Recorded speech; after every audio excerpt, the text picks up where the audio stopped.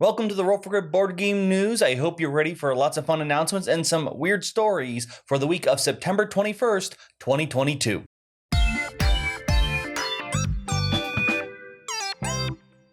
First thing I want to start off with is we've learned that there is an Elden Ring board game in the works. This will be coming from Steamforge, the same people who brought you the Dark Souls board game.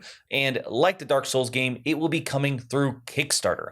Outside of that, we don't know too much. There are some things we can obviously guess, like there will be lots and lots of minis.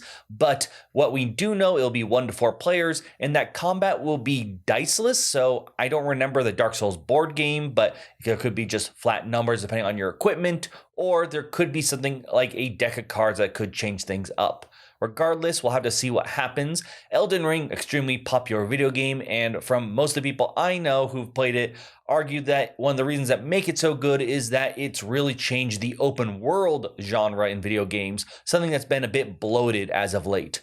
I'm hoping that the board game could try to push some of the edges of whatever genre it's going for. I assume dungeon crawl, but like I said, we don't know much else besides that. But we'll have to see once we get more details when we get closer to the Kickstarter release date. Vampire the Mascarade Rivals is an ECG or an LCG if you're more used to the term that's copyrighted from Fantasy Flight games, in which you can buy cards in pre-made sets so you don't have to open packs to try to find your cards. You get a full play set and whatever you buy. Now, this game has been going on for a while. We have a review for it. We were very happy with this game, but they've launched a new initiative to try to support playing in your local friendly game stores. What it's called is the Haven Initiative. Starting in October, Renegade Game Studios is going to do a bunch of spooky support for their games, and for this, they're going to track how many rival events are happening at game stores. And there are a bunch of awards depending on how many you host, but one store is going to be lucky enough to actually have their store turned into a Haven in-game. That's sort of the home bases that you use. I like this idea a lot, but I would love if they take it a step further. Maybe there's a chance that one of your stores, whatever town it's in, could actually be made more into one of the town decks. Now, this might only be available for major towns. I don't imagine they would like for example, the small town I'm in right now being made into one. But it could be really cool because those home decks are the thing I wanted to see more of. Right now, I think there's only like Prague, San Francisco. There could be maybe another one I can't remember. But regardless, this is still a really fun way for many stores to try to drum up support to visit these events to play what is a very fun, aggressive multiplayer card game, as well as maybe get that cool chance to just have a card as yourself. In any way, it's always fun to see yourself in a game, but it could have been funnier or cooler if the whole city got involved, and next thing you know that your town is selected as the one that all the vampires are going to visit. Granted, that might not be the best thing for us humans. There are a lot of awards I talk about on here, but there is one I haven't mentioned. That's the Origin Awards. That's because Gamma has delayed these multiple times until they finally announced that we're just pushing it off to next year. They've announced, though, that next year, 2023, will actually have some new categories. Those will be Best Art 2D, Best Art 3D, and Best Game Review. Now, the art one is pretty obvious, and I, of course, always love the spreading of awards. It's actually not new. They actually added and revamped some stuff previous years as well. So they're really trying to add more categories and give more awards outside of best small, medium, and large game. But as for review, I'm not sure whether that means if it's just a one video or article, or whether it's going to be a whole person / station / company that does game reviews. Regardless, I'm loving, like I said, with the art that they're divvying up and making more of these different awards to give out, because there's so many times when I feel like a lot of award areas tend to ignore one category or another. So splitting up and making more little ones is more interesting and definitely rewards more niche or weird picks. Regardless, obviously, I'm hoping that I'll get nominated for the best 2D art. Now we're going to go to a bit of a scandal and also some really weird responses, in which there is some trouble in the world of chess. If you didn't know, a lot of chess recently has been being played digitally, in particular because of the pandemic. And this story involves 2 chess players, Carlsen and Niemann. Now, Carlsen is an already high-ranked chess player. Niemann is someone who's a bit newer. But apparently there's some history between the two before the big event, as well as some other stuff I'm going to get into. Well, what happened was apparently a little while ago, these two fought, and Niemann, I guess you'd call him the underdog in this case, won. And this obviously was a big upset. Now there was another championship and these two matched up. Carlson logged on. It shows their camera screens. He did one move and then logged off. I guess, I don't know if he technically said conceded, but he just left.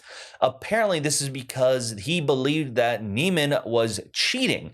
And the way it works in chess, by the way, because I was really confused, like how do you cheat in chess, is the digital versions that supposedly some people try, maybe successfully sometimes, to use AIs to help them tell the most optimal move. Right now, we don't have any evidence and no one has said anything, but there is some sort of history with Neiman. Supposedly, chess.com is, I think, one of the biggest places where people play chess, actually has banned them there. They've said that it's because of cheating. They won't reveal the evidence to the public, but they have sent it to Neiman. Now, everyone is trying to guess now, how is he cheating on here? Because supposedly the main championship organizers have said they didn't catch anything. And it has led to some very interesting theories.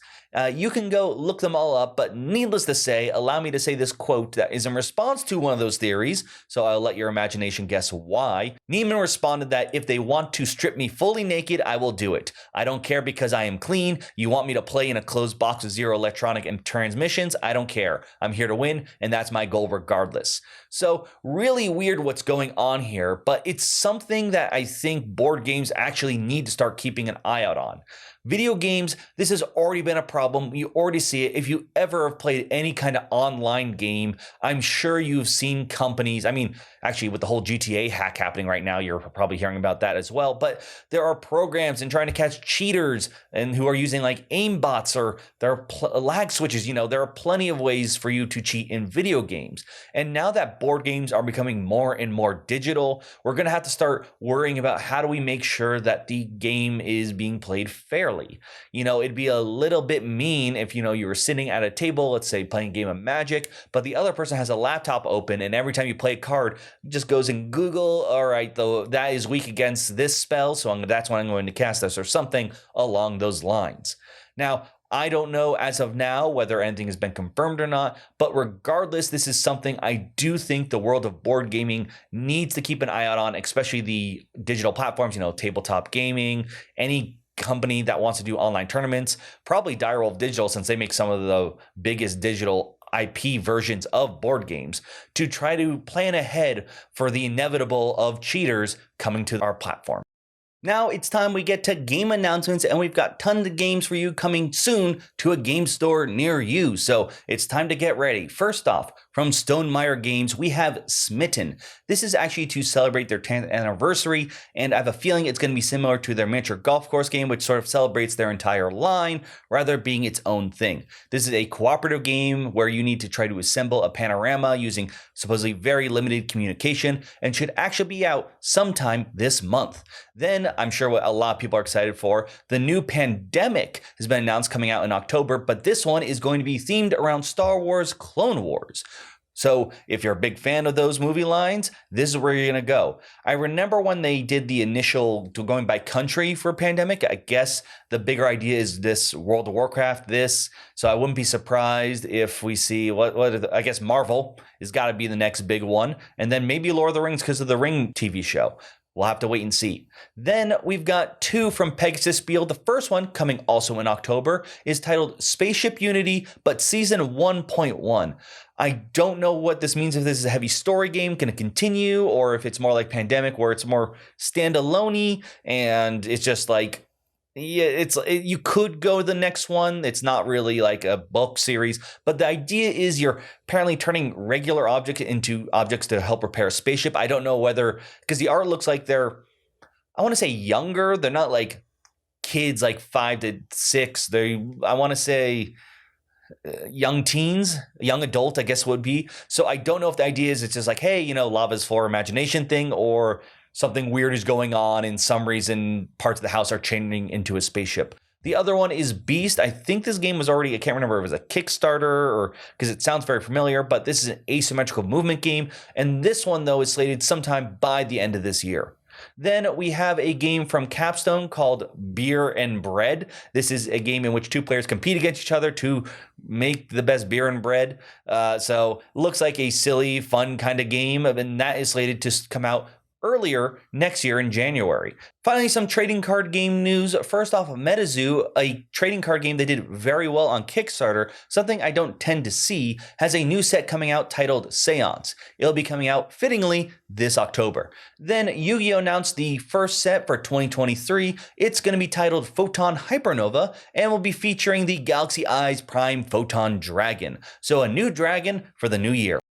Now on to Kickstarter, Pickstarter, but first a quick announcement. A game I've loved and seen grown from almost its beginning is called BARPIG. If you don't know, this is a game about pigs, puns, drinking, and a whole lot of tomfoolery. It is a hilarious game. We have tons of videos on it, but every time I play, it's a barrel of laughs. The reason I bring this up now is they have a new expansion coming out soon to Kickstarter, The Great Festival. Now, usually I'd wait until it's live. I'll have a link down below so you can be notified, but I bring it up now because we'll be having a video of us playing this game. And by us, I actually mean Jonathan and Ivan returning because they can't say no to some BARPIG. So please, I hope not only do you check out the Kickstarter, but watch that video for all the crazy shenanigans we're going to get into. But now, on to Kickstarter projects that are live. The first Kickstarter we're going to talk about is actually a rebirth of an old game, and that's Shadowrun Edge Zone. If you don't know, Shadowrun was originally an RPG, but now it spreads out to more than simply just role-playing, and it has a setting that is fantasy mixed with cyberpunk. So you have orcs carrying around hacking rigs, as well as samurais taking on magic business dwarves. It's a really cool setting if you've ever wanted to see fantasy take on a bit of a different style, or cyberpunk, I guess, where there's a bit more going on besides just your normal hacking that seems like magic, because now it is magic. Anyways, apparently they had a card game back in the 90s, and this is bringing it to modern day style and standards. So the idea here is you can buy one of two boxes. One box is designed to be around deckers and riggers, so I think more of your physical and like maybe your techie guys, while the other one, it's actually titled the Magic Box, so you can guess it's more about magic, is based around conjurers and mages. So you can find the set that's best for you. In total, I think 300 cards between the two boxes. So this is a bit of a rebirth. I'm curious to see how it goes. Like I said, it's a setting I really enjoy. And if you want to learn more, they actually have the rulebook up there as well. Now, I've looked on the Kickstarter, couldn't find them refer to it outside of just card game. This is me being wondering if it's going to plan to be more TCG, random packs, something similar to the MetaZoo I brought up earlier, or more expandable / living card game where you buy the one product and it has all your copies, more akin to Arkham Horror.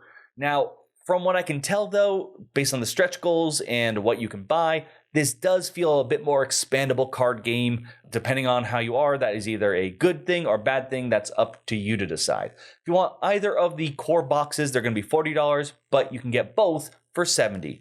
Next up, we're actually going to shift gears now to GameFound with Kingdom Come Deliverance.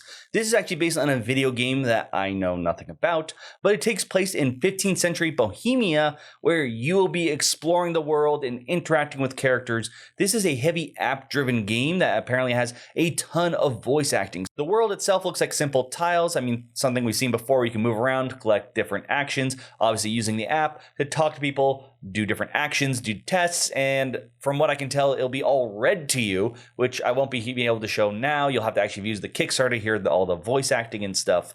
But the interesting thing is the player board. To me, it looks like it has a lot of weird tracks going on and ways for you to unlock special attacks. So that's going to be something I'm sure it will make sense. It goes very well with heavy story games as a way for you to customize your character. Now, this seems to be a game for people who like that very realistic Euro setting. As I said, 15th century Bohemia. This is not Lord of the Rings, but someone who also really likes heavy story games. If you're interested in this, it's going to cost you around $127 for the sort of main box set, as well as some of the first stories of the game. Now we're going to head over to BackerKit for Daybreak. This is from Matt Leacock as well as Matteo Menepes. If you don't recognize that first name, Matt Leacock is the creator of Pandemic, a game all about trying to stop a disease from destroying the world. This game has a similar idea. It's all about trying to stop global warming. The game is all about trying to complete goals and trying to help build forests, capture carbon before it either gets too hot or too many people get hurt. There are many of different events that can occur, but unlike Pandemic, where it's just your usual same thing and just bad luck when it comes out, which is usually on my turn, they're going to be a bit more unique and about things that, well, actually happen in the real world, such as pollution, flooding, and fires. So this game isn't just about trying to feel good and winning, but also about learning what we can do and try to help make a better future. Now, I swear I saw Matt Leacock show and talk about this as a really rough prototype in a documentary, probably one we made a video for, but I just don't remember what. I'm glad to see it in its final version, and I'm actually I like what I can tell what Matteo brought to the table. He's credited for a lot of like game design about teaching and learning, and I feel like that brought it here because when you look at Pandemic, the epidemics are same thing, just bad things happen, but I feel like there's a lot more things like different projects or bad events that occur, a bit more learning and interesting. It actually reminds me a bit like Twilight Struggle style of like real events going on, and I really like that because it brings a bit more, it really brings you in more. Unfortunately, maybe that is a good or bad thing because we are living through it right now. If you're interested in this game, head on over to BackerKit. You can get it for $50. As we hit the end, we got to talk about projects that are also ending. And usually I only like to spotlight 4, but in this case, there are a lot of big ones ending. So I want to go over all of them. So I've got 8 projects for you to take a look at. I'm pretty sure almost all of them I featured on the show. So first off, we have the Transformation RPG that's sort of this dark horror one that is a bit more, I thought, one that looked really cool, as well as the Dragonbane RPG from Free League. Then we also have the Dawn of Ulos that is from Thunderworks, as well as the Dune board game, the one from Simon that I think I just talked about, both of these maybe last week. Then we've got the Fugitive as well as the Run over on BackerKit, as well as the very big Forsaken from Game Trays. Then, of course, there are the sort of expansions but big deals for Keyforge's return with Wings of Exchange on GameFound, as well as Merchant's Cove Mastercraft. All these projects will be ending before my next video, some of them by the end of the day of this video coming out. So if any of these sound interesting, go check them out right now. But that's it for now. Let me know what your thoughts on all of this are. Are you someone who's excited for any announcements, or do you have your own scandalous theory on how someone is able to cheat in the world of digital chess? Let me know in the comments down below. Thank you so much for listening. And of course, if you think someone would be interested in any of these stories, please share it with them. But of course, you can always do the usual stuff, the like, share, subscribe. YouTube thinks those are just grand. But for now, I'm Will, and this has been Roll for Crit.